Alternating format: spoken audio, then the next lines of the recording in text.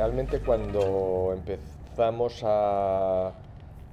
trabajar en la sala no existía la sala de sala alternativa, o sea, fue algo sobrevenido. De hecho, a nosotros nos costaba mucho anunciarnos en cualquier sitio porque ibas a la cartelera y decían, no, vosotros no sois un teatro. En los eventos tampoco había mucha visibilidad, con lo cual empezamos a funcionar sin que realmente el término sala alternativa estuviese acuñado. Al poco tiempo fueron abriendo otras salas que tenían un origen similar, es decir, que tenía que ver con maestros argentinos exiliados en España y que de alguna manera trasladaron el modelo que ya existía allí, porque a nosotros nunca se nos había ocurrido que podíamos abrir un espacio teatral en cualquier sitio. Realmente la gente que empezábamos mirábamos a los centros culturales, a centros sociales, sitios así, porque no se nos ocurría que, como en nuestro caso, en un sitio que era un laboratorio de vinos de 40 metros cuadrados se pudiese hacer una sala alternativa. Ese proceso, como decía, se fue dando en otros espacios a partir de que nosotros abrimos. Abrió también Teatro Pradillo, que seguía otro modelo diferente, porque ellos seguían un modelo de lo que habían visto más en Alemania, en los centros así sociales, artísticos, ocupados. Y bueno, empezamos a tener reuniones para crear la coordinadora de salas alternativas y de ahí viene todo.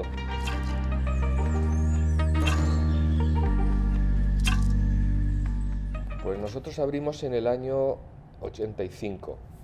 no en el espacio que tenemos ahora, sino en la calle Ercilla, un espacio muy pequeño para 20 espectadores. Y el objetivo era fundamentalmente eliminar intermediarios, o sea, tu trabajo tenía que convencer a alguien de que merecía la pena ser mostrado para mostrarlo eso en un centro cultural, en un teatro de un municipio, y decidimos, bajo esta influencia de la gente que tenía la experiencia en Argentina, de que cualquier sitio, cualquier espacio era susceptible de ser un espacio teatral, y abrimos ese espacio, como digo, con la idea de poder conectar de manera directa, sin intermediarios, con el público. Y eso, pues estuvimos del 85 al 92 en ese espacio. Cuando ya eso era un espacio de éxito, 7 años después, un espacio de éxito quiere decir que había 20 espectadores los fines de semana, dijimos vamos a irnos a un sitio mayor, y fue cuando nos cambiamos aquí en el 92, pensando que ese año se movía mucho dinero de la cultura, porque Madrid capital cultural, la Expo, las Olimpiadas, tal, total, que abrimos, pero de todo ese dinero no llegó nada.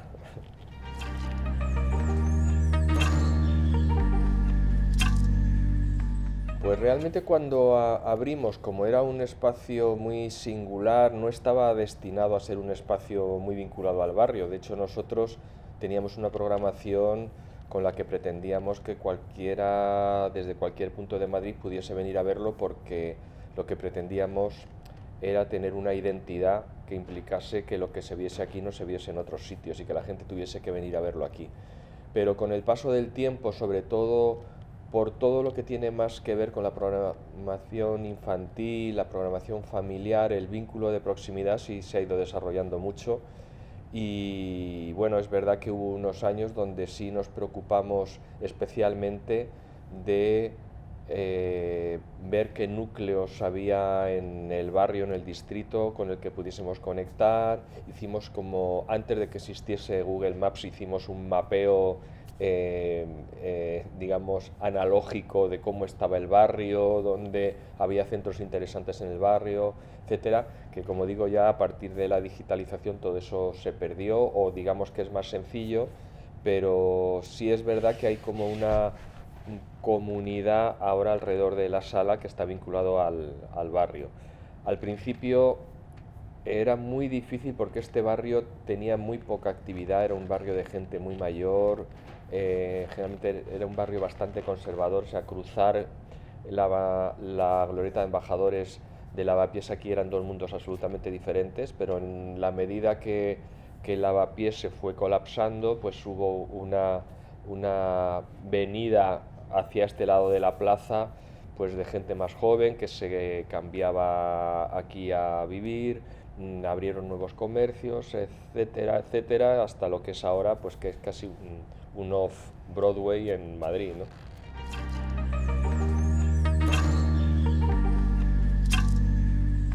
Pues siempre hemos pensado que nos interesaba establecer una relación de compañeros de viaje. Siempre utilizamos ese término porque nuestra idea es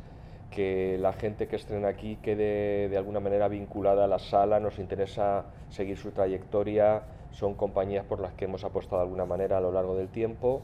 y es verdad que cíclicamente hemos tenido relación con un número más o menos reducido de compañías que se han ido renovando, es decir, compañías que estrenaban aquí pues hace eso, 30 años, están ahora en otros sitios y cada año siempre había alguna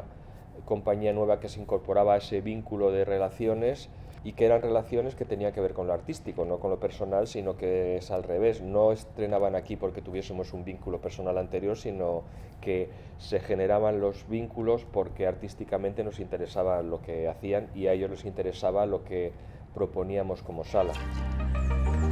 ¿Cuál es el modo de gobernanza, de dirección desde cuatro años? O sea, este espacio se abrió por parte de una compañía de teatro que buscaba, como decía antes, un sitio donde estrenar y donde vincularse al público sin intermediarios. Éramos 11 o 12 personas que hacíamos turnos para todo. Teníamos turnos de oficina, turnos de limpieza, para poder ensayar. Es decir, todo eso iba rotando permanentemente. La primera vez que conseguimos tener una persona contratada para administración fue como un hito en nuestra trayectoria, lo celebramos de una manera enorme y poco a poco del grupo inicial pues se fue desgajando gente por diferentes motivos, fundamentalmente por motivos vitales, que llegaba un momento en que necesitaban resolver sus vidas de otra manera. De ese grupo inicial quedamos 3 personas y desde aquel momento que decía donde se incorporó esa primera persona se fue incorporando gente pues que ahora están en el equipo de dirección. El equipo de dirección pues estamos los más veteranos, algunos de los más veteranos, que somos como 4 personas, y luego pues hay mucha gente con la que hay una relación, bastante horizontal en el sentido que todo el mundo tiene bastante autonomía en su área de trabajo. Somos muy favorables a todo lo que tiene que ver con las reuniones de coordinación, reuniones del profesorado, o sea, tenemos diferentes, digamos, diferentes áreas que se reúnen para tomar decisiones de una manera bastante autónoma, aunque la realidad es que yo soy el director, uno de los fundadores que queda y que, digamos, mi opinión cuenta bastante. Pero vamos, intento en la medida posible que aportar mi experiencia, que la gente nueva que se incorpora pueda aportar una visión de las cosas diferente y seguramente con una perspectiva diferente a la que yo tengo también.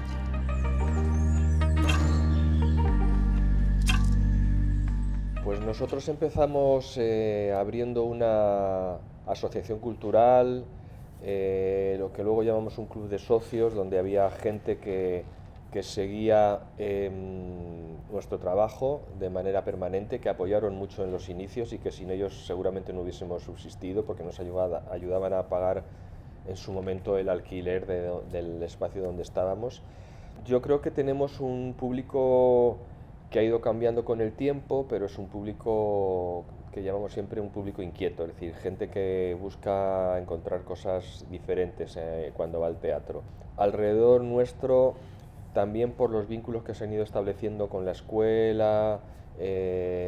con el área de investigación, que es donde está el vínculo más con lo profesional, se ha ido creando como una comunidad. Hay que tener en cuenta que en la escuela tenemos alrededor de 1000 alumnos, que es una ingente cantidad de personas que están muy vinculadas a la sala también como espectadores, que a su vez son el primer eslabón de transmisión del boca a boca de las cosas que hacemos, y por eso digo que hay como una idea de comunidad, y es algo que hemos ido fomentando, ¿no? La idea de comunidad alrededor de la sala, más allá de que pensamos que lo más difícil es que alguien venga por primera vez aquí, y una vez que viene por primera vez nos interesa mucho mantener el vínculo y que esa primera experiencia sea muy positiva.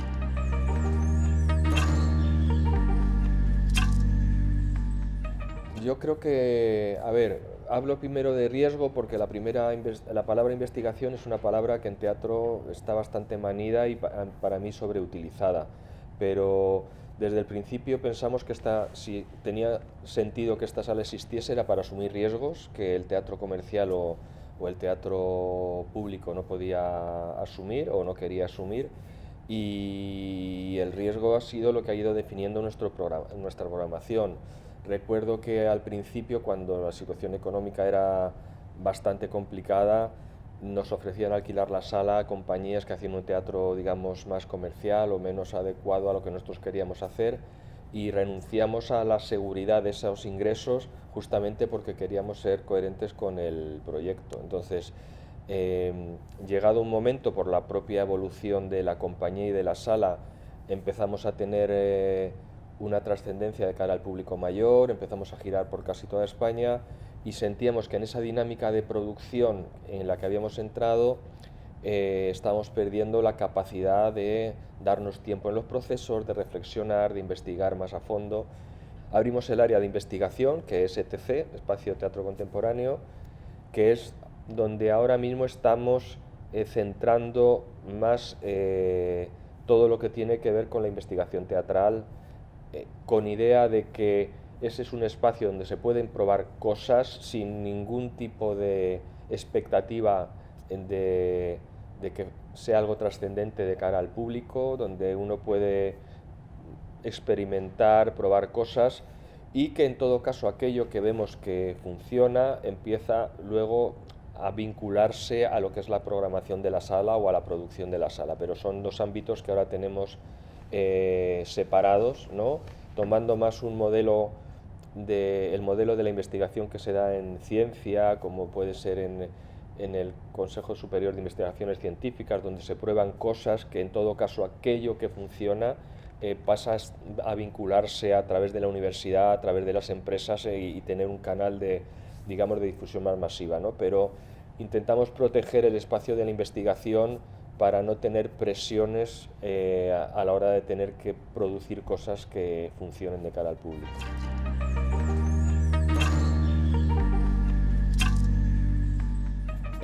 Realmente es que nuestra evolución está ligada a los lenguajes escénicos, a los nuevos lenguajes escénicos. Cuando abrimos, prácticamente la dramaturgia española no tenía cabida en las programaciones, raramente entraba en el teatro comercial o en el teatro público.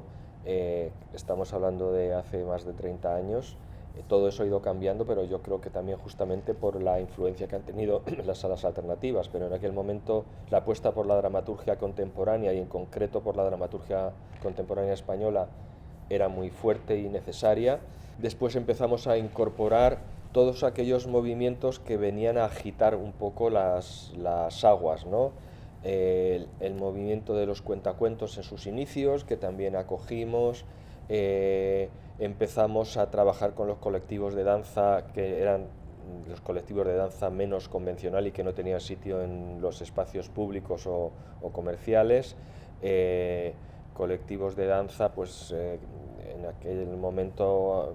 por ejemplo, la UBI era un sitio donde estaba Elena Córdoba, Blanca Calvo, La Ribot, etcétera. Estuvo muy vinculado a la sala en sus comienzos. Nos vinculamos también a la gente que iba surgiendo del movimiento de danza más contemporánea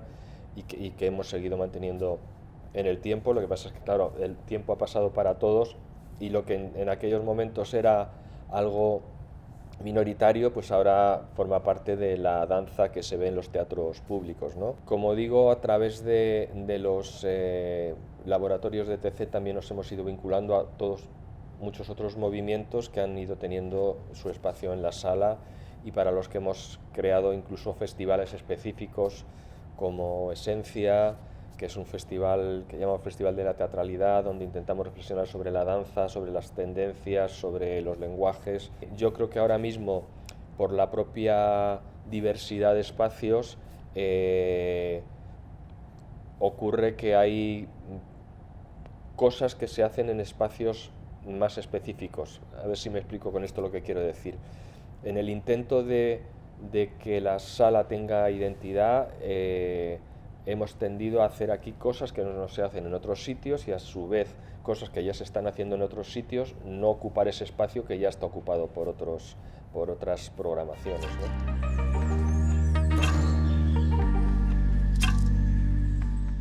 Igualmente siempre nos ha interesado acoger todo aquello que tiene, por decirlo de alguna manera, raíz, que surge de las entrañas de la sociedad, que no son solamente cosas que vienen del academicismo en el sentido que viene de las escuelas de teatro, etcétera, sino cosas que surgen espontáneamente, ¿no? Y estamos muy vinculados también a todo lo que es el teatro no profesional. O sea, decía antes que hemos conseguido acercar a la sala y vincular a la sala a un montón de gente para los que el teatro es una necesidad vital, aunque no sea su medio de vida, aunque no sea su profesión, ¿no? Y yo creo que eso es una parte importante de conexión con la cultura de base. Y luego, no específicamente en las programaciones, pero sí que fuera de las programaciones habituales, esta sala está casi todas las semanas acogiendo propuestas que tienen que ver con necesidades de colectivos determinados.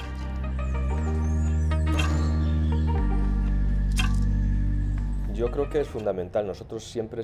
hemos sido muy pro asociaciones desde el principio. Estamos, como te decía, en lo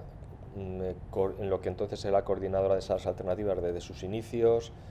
Estamos en la asociación de compañías también, en Artemad, en las asociaciones de teatro infantil, bueno, en todo tipo de asociaciones. Y para mí la propia existencia de un teatro diferente al canónico, al que se hace en los teatros públicos o en el teatro comercial, o sea, la propia existencia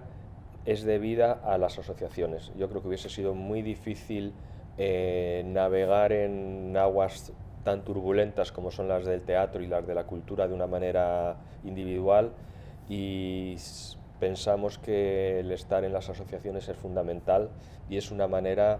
de que todos estemos más protegidos y, por otro lado, que los proyectos de unos y otros se puedan sumar, ¿no? Yo creo que quizá difiero con una idea que va siendo como más, digamos, mayoritaria, de que todos tenemos que hacer de todo, y hablando de lo que decía antes de la identidad, yo creo que cada espacio puede tener su propia identidad, y justamente desde esa identidad y desde su propia idiosincrasia colaborar con otras salas que son similares pero diferentes.